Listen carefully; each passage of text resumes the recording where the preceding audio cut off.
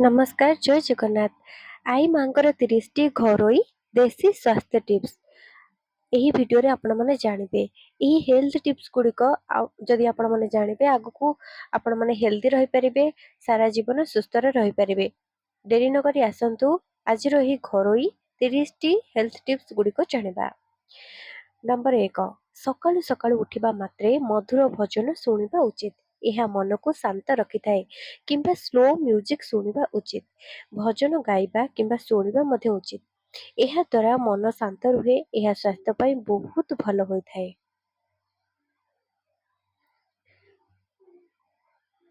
Health tips number 2 ପ୍ରତ୍ୟେକ ଦିନ ସକାଳେ କିମ୍ବା ସନ୍ଧ୍ୟାରେ ଜୋରରେ 30 ମିନିଟ୍ ଚାଲିବା ଅଭ୍ୟାସ କରନ୍ତୁ। ଏମିତି କଲେ ବ୍ଲଡ୍ ସର୍କୁଲେସନ ଭଲ ହୋଇଥାଏ।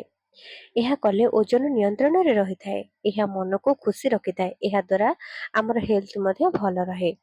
ତ ସକାଳୁ ଉଠିବା ମାତ୍ରେ ଟିକେ ଚଲାବୁଲା କରିବା ନିହାତି ଦରକାର। ନମ୍ବର 3 ବଜାର ମାର୍କେଟ କିମ୍ବା ପାଖାପାଖି ସ୍ଥାନକୁ ଯାନବାହନ ଅପେକ୍ଷା ପାଦରେ ଚାଲିକି ଯିବା ଆସିବା କରିବା ଉଚିତ। ଏହା ମାଂସପେଶୀକୁ ମଜବୁତ କରିଥାଏ। ନମ୍ବର 4 ଭାରତ ହେଉଛି ଗରମ ଦେଶ। ସେଇଥିପାଇଁ ସମସ୍ତଙ୍କୁ ସୂତା ପୋଷାକ ସବୁବେଳେ ପିନ୍ଧିବା ଉଚିତ।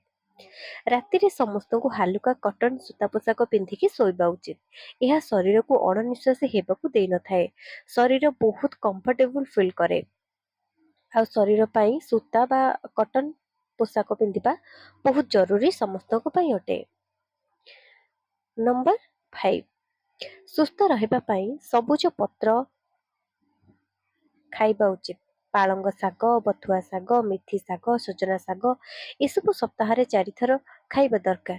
ଏହା ଖାଇଲେ କ୍ୟାଲସିୟମର ଅଭାବ କେବେ ହୁଏ ନାହିଁ ଆଉ ରକ୍ତହୀନତା ମଧ୍ୟ ଦୂର ହୋଇଥାଏ। ତା ସହିତ ଆପଣ ଯେତେ ପାରିବେ ଗ୍ରୀନ୍ ଭେଜିଟେବୁଲ ସବୁଜ ପନିପରିବା ସବୁବେଳେ ମଧ୍ୟ ଖାଇବା ଦରକାର। ନମ୍ବର 6 ଚିନି, ଲୁଣ, ମଇଦା ଏହି ତିନୋଟି ଜିନିଷ ଆମ ଜୀବନରେ ବିଷ ଭରି ଦେଇଥାଏ ବୋଲି କହିଲେ ଚଳେ। ଏହି ତିନୋଟି ଧଳା ଜିନିଷ ଯେତେ କମ ଖାଇବ, ଯେତେ ଦୂରେଇ ରହିବ ତାଠାରୁ ସେତେ ଭଲ। ଯେତେବେଳେ ମିଠା ଖାଇବାକୁ ଇଚ୍ଛା ହେବ ସେତେବେଳେ ଅଳ୍ପ ଗୁଡ଼ କିମ୍ବା ମହୁ ଖାଇଦେବା କଥା। କିନ୍ତୁ ଏହି ଯେଉଁ ଚିନି, ଲୁଣ, ମଇଦା ଏସବୁ ଅତ୍ୟଧିକ କେବେ ବି ଖାଇବେ ନାହିଁ। ଯେତେ କମ ଖାଇପାରିବେ ସେତେ ଭଲ। ମଇଦା ବଦଳରେ ଆପଣ ଅଟା ଖାଇବା କଥା। ଆଉ ଚିନି ବଦଳରେ ଗୁଡ଼ ଖାଇପାରିବେ। ଏସବୁ କଲେ ଆପଣଙ୍କ ମୋଟାପା ଧୀରେ ଧୀରେ କମ ହେବ। ଆଉ ଲୁଣ ବଦଳରେ ଆପଣ ସନ୍ଧେବ ଲୁଣ ଖାଆନ୍ତୁ। ମେରୁନ୍ କଲର ଯେଉଁ ଲୁଣ ଆସେ ସନ୍ଧେବ ଲୁଣ ଦେହ ପାଇଁ ଭଲ। କିନ୍ତୁ ଏ ଯେଉଁ ଆମର ଧଳା ଲୁଣ ସବୁ ଆସେ ସେସବୁ ବହୁତ କମ ଖାଆନ୍ତୁ।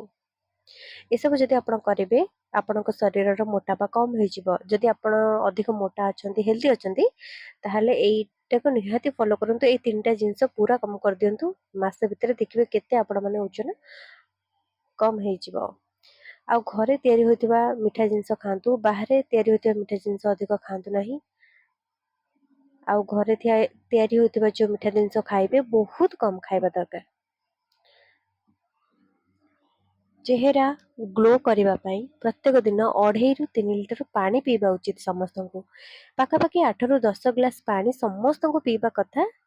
ଅଳ୍ପ ଅଳ୍ପ ପାଣି ପିଇବା ଉଚିତ। ଏକାଥରକେ 10-12 ଗ୍ଲାସ ପାଣି ବା 3 ଲିଟର ପାଣି ଏକା ବେଳକେ ନ ପିଇକି ଘଣ୍ଟାଏ ଥରେ ଲେଖେ ଆପଣମାନେ ପାଣି ପିଅନ୍ତୁ କିମ୍ବା ଅଧଘଣ୍ଟାକେ ଥରେ ଲେଖେ ଅଧ ଗ୍ଲାସ ପାଣି ଏମିତି ପିଇବାର ଅଭ୍ୟାସ କରିନିଅନ୍ତୁ।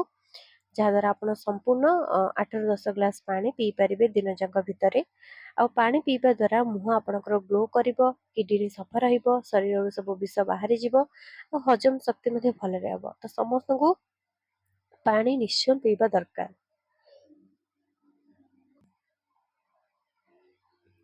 ନେକ୍ସଟ ଟିପ୍ସ ସୁସ୍ଥ ରହିବା ପାଇଁ ସମସ୍ତଙ୍କୁ ଗୋଟେ ଗିନା ସାଲାଡ ପ୍ରତ୍ୟେକ ଦିନ ଖାଇବା ଜରୁରୀ।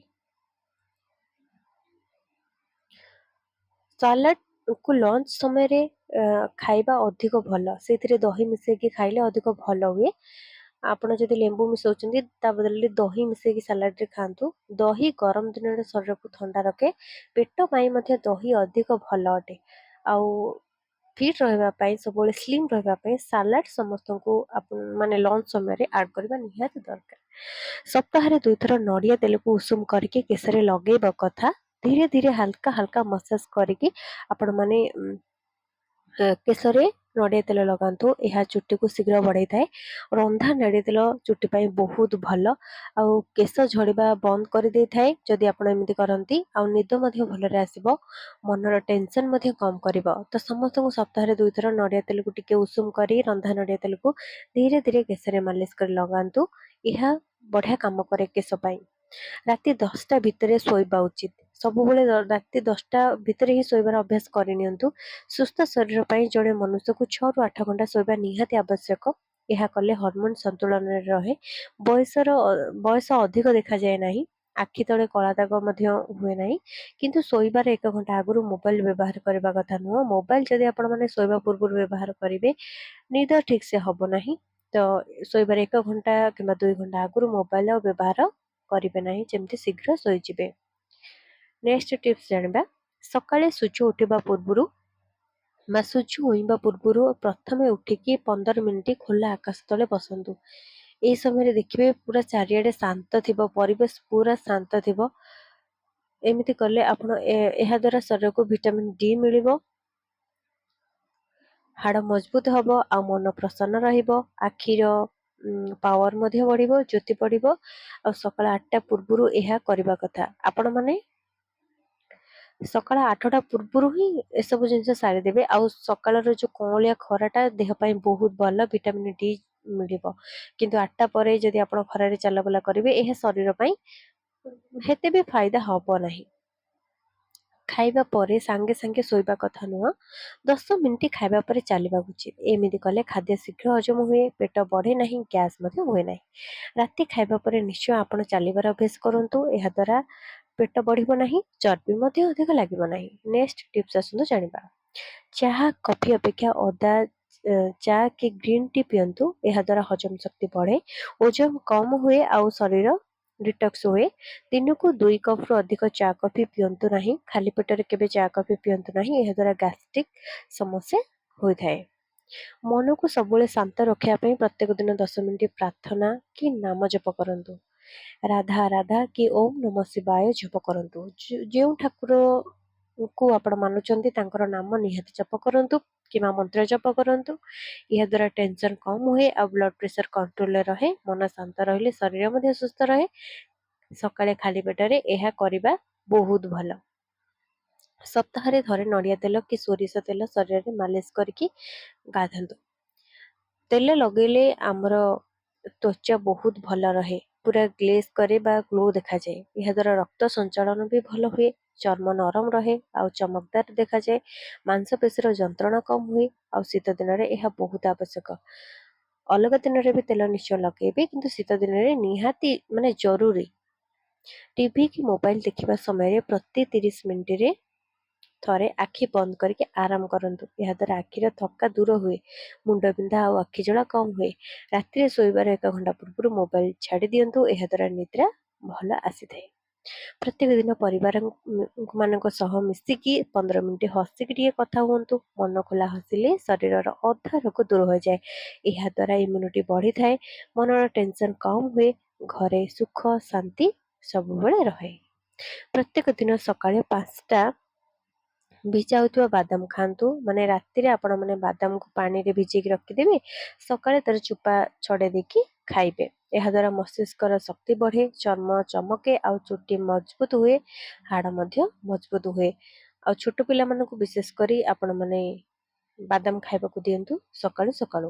ଏହା ବହୁତ ଭଲ ତାଙ୍କର ମସ୍ତିଷ୍କ ପାୱାରକୁ ବଢ଼ାଇବା ପାଇଁ। ଖାଦ୍ୟରେ ପ୍ରତ୍ୟେକ ଦିନ ଦେଶୀ ଘିଅର ବ୍ୟବହାର କରନ୍ତୁ। ରୁଟି ଉପରେ ଅଧା ଚାମଚ ଘିଅ ଲଗାଇକି ଖାଆନ୍ତୁ। ଏହାଦ୍ୱାରା ହାଡ଼ ଆଉ ଗଣ୍ଠି ଲୁବ୍ରିକେଟ୍ ହୁଏ, ମସ୍ତିଷ୍କ ତୀକ୍ଷ୍ଣ ହୁଏ, ଖାଦ୍ୟ ଭଲରେ ହଜମ ହୁଏ। ଦିନକୁ 1 ଚାମଚ ଠାରୁ ଅଧିକ ନୁହେଁ, ବହୁତ କମ୍।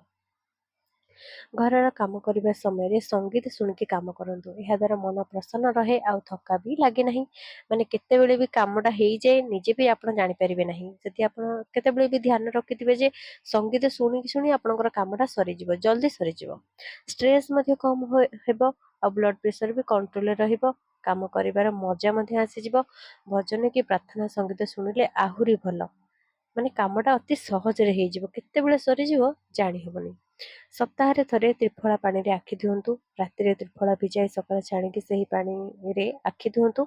ଏହାଦ୍ୱାରା ଆଖିର ଜ୍ୟୋତି ବଢ଼ିଥାଏ। ଚଷମା ନମ୍ବର ବଢ଼ିବାକୁ ବି ଦିଏ ନାହିଁ, ସେତିକି ପାୱାର ରହେ। ଅଧିକ ପାୱାର ବି ବଢ଼େ ନାହିଁ। ଆଖିର ଲାଲପଣ ଆଉ ଥକା ମଧ୍ୟ ଦୂର ହୁଏ।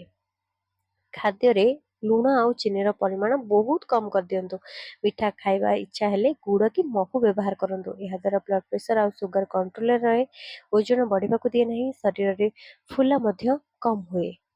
ରାତିରେ ଜଲ୍ଦି ଶୁଅନ୍ତୁ ଆଉ ସକାଳେ ଜଲ୍ଦି ଉଠନ୍ତୁ। ରାତି 10ଟା ଭିତରେ ଶୋଇକି ସକାଳ 5ଟାରୁ 6ଟାରେ ଉଠିଯାଆନ୍ତୁ। ତାଠାରୁ ଆଗରେ ଟିକେ ଉଠିଗଲେ ବି ଯେଉଁମାନେ 5ଟାରୁ ଉଠୁଛନ୍ତି ତା ପୂର୍ବରୁ ଟିକେ ଉଠି ଯାଉଛନ୍ତି 4:30ରୁ 4ଟାରୁ, ଆହୁରି ତ ବହୁତ ଭଲ କଥା। ଏହାଦ୍ୱାରା ହର୍ମୋନ ସନ୍ତୁଳନ ରହେ। ଚେହେରାରେ ବୟସର ଛାପ ମାନେ ଅଧିକ ବୟସ ପରି ଦେଖାଯାଏ ନାହିଁ। ସାରାଦିନ ଶରୀରରେ ଶକ୍ତି ମଧ୍ୟ ରହେ। ଖାଦ୍ୟ ଖାଇବା ପରେ ସାଙ୍ଗେ ସାଙ୍ଗେ ପାଣି ପିଅନ୍ତୁ ନାହିଁ। 30 ମିନିଟ୍ ଅପେକ୍ଷା କରନ୍ତୁ। ଏହାଦ୍ୱାରା ଖାଦ୍ୟ ଭଲ ଭାବେ ହଜମ ହୁଏ। ପେଟ ଫୁଲା ଆଉ ଗ୍ୟାସ୍ ମଧ୍ୟ ହୁଏ ନାହିଁ। ଓଜନ ଆପଣଙ୍କର କଣ୍ଟ୍ରୋଲରେ ରହିବ। ଖାଇବା ଅଧଘଣ୍ଟା ପୂର୍ବରୁ ଆପଣ ପାଣି ପିଇପାରିବେ। ଖାଇସାରିବାର ଅଧଘଣ୍ଟା ପରେ ପାଣି ପିଇବେ। ଖାଇକି ସାଙ୍ଗେ ସାଙ୍ଗେ ପାଣି ପିଇବେ ନାହିଁ। ଖାଇବା ମଝିରେ ପାଣି ପିଅନ୍ତି ନାହିଁ। ପ୍ରତିଦିନ ଗୋଟେ ସମୟରେ ଖାଇବାର ଅଭ୍ୟାସ କରନ୍ତୁ।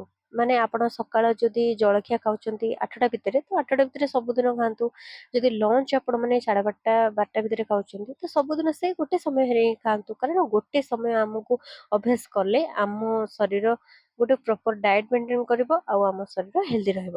ସକାଳ ଦ୍ୱିପହର ରାତି ଖାଦ୍ୟର ସମୟ ପୁରା ଠିକ୍ କରିଦିଅନ୍ତୁ। ନାଇଁ ମୁଁ ରାତି ଖାଇବା 8ଟା ଭିତରେ ଖାଇଦେବି ମାନେ 8ଟା ଭିତରେ ହିଁ ସବୁଦିନ ଖାଇବି। ଆଜି ନୁହେଁ ଯେ ଆଜି ଖାଇଦେଲି 8ଟାରେ କାଲି ଖାଇବି 9ଟାରେ, ଏମିତି କରାଯାଏ ନାହିଁ। ଆପଣ ଯଦି ସୁସ୍ଥ ରହିବାକୁ ଚାହୁଁଛନ୍ତି ପ୍ରତିଦିନ ଗୋଟିଏ ସମୟ ଠିକ୍ କରନ୍ତୁ। ଏହାଦ୍ୱାରା ହଜମ ଶକ୍ତି ବି ଭଲ ହୁଏ। ସୁଗାର ଆଉ ବ୍ଲଡ଼ ପ୍ରେସର କଣ୍ଟ୍ରୋଲରେ ରହେ। ଶରୀର ଘଡ଼ି ପରି ସିଷ୍ଟମ ବନିଯାଏ। ମାନେ ଆପଣ ଶରୀର ନିଜେ ଆପଣଙ୍କୁ କହିଦେବ ଯେ 8ଟା ହେଇଗଲା, ଯା ଜଳଖିଆ କରିନେ, 12ଟା ହେଇଗଲା ଲଞ୍ଚ କରିନେ। ତ ସେମିତି ଆମକୁ ଶରୀରକୁ ବନେଇବାକୁ ପଡ଼ିବ ସୁସ୍ଥ ରହିବାକୁ ହେଲେ। ଘରେ ସବୁବେଳେ ଖୋଲା ଝରକା ରଖିକି ସତେଜ ପବନ ନିଅନ୍ତୁ। ସକାଳେ ଉଠିକି 10 ମିନିଟ୍ ଗଭୀର ଶ୍ୱାସ ନିଅନ୍ତୁ। ଏହାଦ୍ୱାରା ଫୁସଫୁସ୍ ସଫା ହୁଏ, ମନ ପ୍ରସନ୍ନ ରହେ ଆଉ ଶରୀରକୁ ଅକ୍ସିଜେନ ମିଳେ। ବନ୍ଦ ଘରେ ବସି କେବେ ବି ରୁହନ୍ତୁ ନାହିଁ। ରାତିରେ ଶୋଇବା ପୂର୍ବରୁ ମୁଣ୍ଡରେ ହାଲୁକା ତେଲ ମାଲିସ କରନ୍ତୁ। ନଡ଼ିଆ କି ସୋରିଷ ତେଲକୁ ଉଷୁମ କରି ମୁଣ୍ଡରେ ଲଗାନ୍ତୁ। ଏହାଦ୍ୱାରା ନିଦ୍ରା ଭଲ ଆସେ ଆଉ ମନର ଟେନସନ କମ୍ ହୁଏ। ଆଉ ଚୁଟି ଝଡ଼ିବାର ସମସ୍ୟା ମଧ୍ୟ କମ୍ ହୋଇଯାଏ। ସପ୍ତାହରେ 2 ଥର ଏମିତି କରିପାରିବେ, ଯାହାଦ୍ୱାରା ନିଦ ଭଲ ଆସିବ। ଚୁଟି ପାଇଁ ବି ବହୁତ ଭଲ। ଆଶା କରୁଛି ଆଜିର ଏହି 30ଟି ସ୍ୱାସ୍ଥ୍ୟ ଟିପ୍ସ ଆପଣମାନଙ୍କୁ ନିଶ୍ଚୟ ଭଲ ଲାଗିଥିବ, ଯାହାକି ଘରୋଇ ସ୍ୱାସ୍ଥ୍ୟ ଟିପ୍ସ ଅଟେ। ତ ଯଦି ଆପଣମାନଙ୍କୁ ଆଜିର ଏହି ହେଲ୍ଥ ଟିପ୍ସ ଗୁଡ଼ିକ ଭଲ ଲାଗିଲା, ତ ନିହାତି ସମସ୍ତେ ଲାଇକ୍ କରନ୍ତୁ ଭିଡ଼ିଓକୁ ଆଉ ସାଙ୍ଗମାନଙ୍କୁ ମଧ୍ୟ ସେୟାର କରିପାରିବେ। ଏମିତି ଶିକ୍ଷଣ ଭିଡ଼ିଓ ଯେଉଁମାନେ ଦେଖିବାକୁ ଚାହୁଁଛନ୍ତି ଆମ ଚ୍ୟାନେଲକୁ ସବସ୍କ୍ରାଇବ୍ ମଧ୍ୟ କରିପାରିବେ। କମେଣ୍ଟରେ ସମସ୍ତେ ଜୟ ଶ୍ରୀ ଜଗନ୍ନାଥ ଥରୁଟିଏ ଲେଖିଦିଅନ୍ତୁ। ଆପଣଙ୍କର ହେଲ୍ଥ ଏମିତି ବଢ଼ିଆ ରହୁ, ସବୁବେଳେ ଆପଣ ସୁସ୍ଥ ରୁହନ୍ତୁ, ପରିବାର ଲୋକମାନେ ବି ସୁସ୍ଥ ରୁହନ୍ତୁ। ଆଜି ପାଇଁ ଏତିକି, ରହିଲି। ଜୟ ଜଗନ୍ନାଥ, ଧନ୍ୟବାଦ।